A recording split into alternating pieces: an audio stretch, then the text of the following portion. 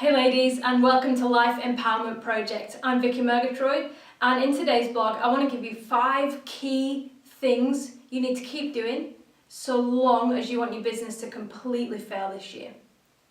These are 5 key topics that I'm hearing week after week, woman after woman, with almost everyone who I'm getting on the phone with. Now, these 5 key things that you need to stop doing now if you want to really max out your potential for this year are super simple. You'll find that you're tripping over them day in, day out, and as soon as you start to eradicate them one by one, you'll start to notice huge differences in your business, in your mindset, in your energy levels, everything. So 5 key things you need to keep doing, providing you do want your business to fail. So, number 1, continue to blame others. Others meaning other people and others meaning other things. This certain event made me stressed. That person doing that made me feel this. Stop blaming others. The way you feel is entirely the way you interpret the circumstances outside of yourself. And as soon as you step into that place, you completely empower yourself. When you're thinking that other things are causing you to feel a certain way, you're at the effect. You are always at the cause. You are always the creator. And the minute you own that space, you make massive difference. On the flip side of that is number 2. If you want your business to fail, you must keep admiring others. Just as you're blaming others, you must continue to keep admiring others, providing you want your business to fail. Now, naturally, we're going to have people that we look up to. Now, that's the absolute key here, because when you're putting them on a pedestal, unconsciously, you're noticing something within them that you feel you don't have. It might be that you feel you don't have it yet, but regardless, you feel like you don't have it, and that's why you're admiring it in somebody else. If you can recognize that in somebody else, it's purely because it's already existent within you. You already have it. It's just a matter of trusting yourself and trusting that it will grow, it will emerge more as you continue down your journey. So, if you want your business to fail, continue to blame others, continue to admire others. 2 key factors. Number 3, and one of my favourite things for you to keep doing so long as you want your business to fail, you must bully yourself. I want you to really start tuning into that voice in your head, and I think I've said this in another blog a while ago now. I want you to imagine that instead of the thoughts going on within your mind, I want you to imagine that there's a megaphone, and everybody can hear the way that you're speaking to yourself in your mind, because I guarantee you will not speak to anyone else in the same tone, with the same meanness as you speak to yourself. So be really aware. Bullying yourself is not going to get you anywhere. You have to learn to be your best friend. You have to learn to support yourself through this journey. It's one of the most fundamental things that you can put into place that's really going to elevate your progress really quickly.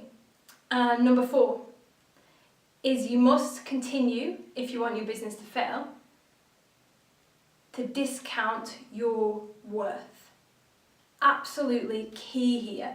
A lot of the times, particularly when we're starting out in business, we'll feel like discounting is a great way to get people on board. No, stop now. One of the best shifts you can make is to stop discounting your value, because that's exactly what you're doing. You're not discounting your prices. Somebody isn't feeling like they're getting a great deal. They're thinking like they're getting a subpar service, product, standard, whatever it is.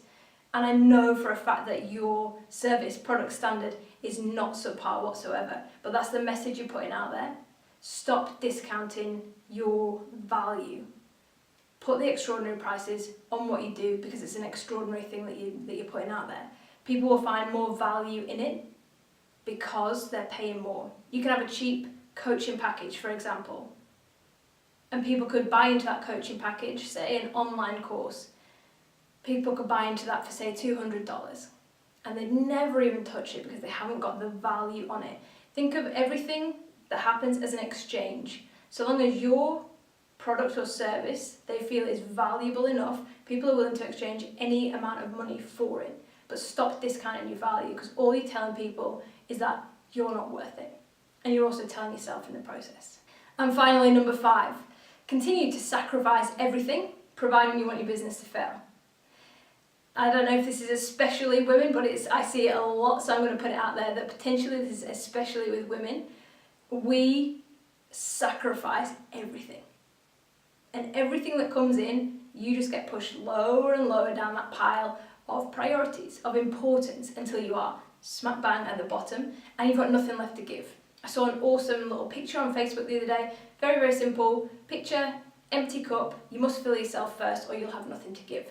Perfect, perfect example. Stop sacrificing everything. You are worth way more than that. And the better you are in yourself, the more looked after, the better you can give, the more value you can provide to your clients, to your customers, to whoever. The more value you can provide because you are not sacrificing yourself.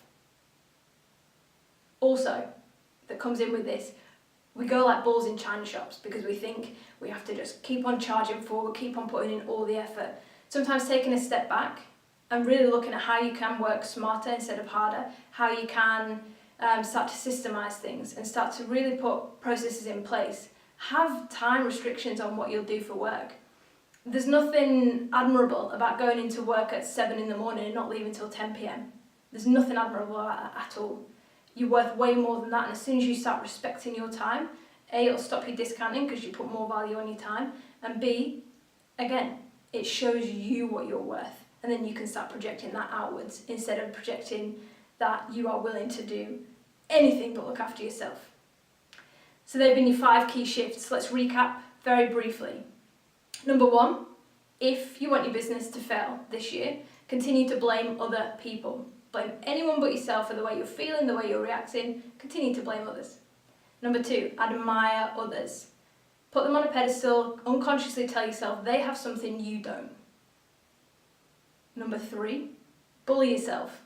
Keep on bullying yourself into the corner, thinking somehow you're going to be able to be mean enough to yourself in order to get a result. It's not working so far. Stop it now.